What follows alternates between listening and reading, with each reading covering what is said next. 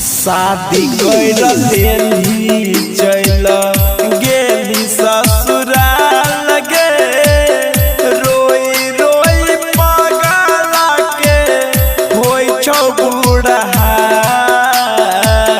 शादी कर लेली चल गेली ससुराल गे कान कान पगला के होई छौ बूढ़ा।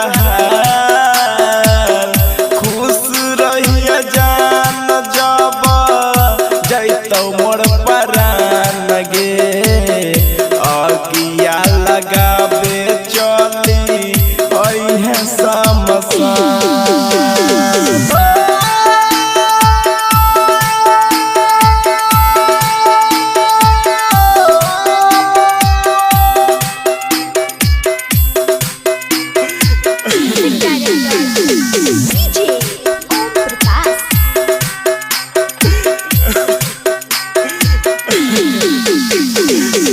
प्यार के न करबो दुनिया में न रहबो छोड़ के ऐसा न होई जइबो लापता।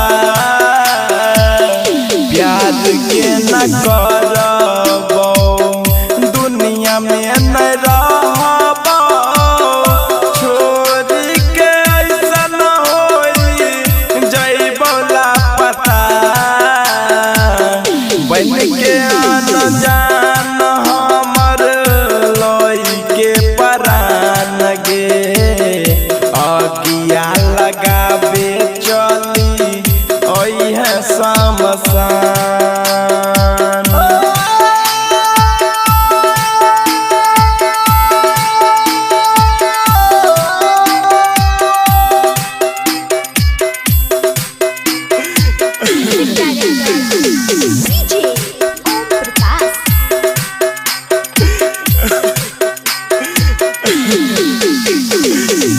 झूठो से न कनी है राखू और चढ़ा में बांधी है लगतो न तोरा के करो न जरा गे जान।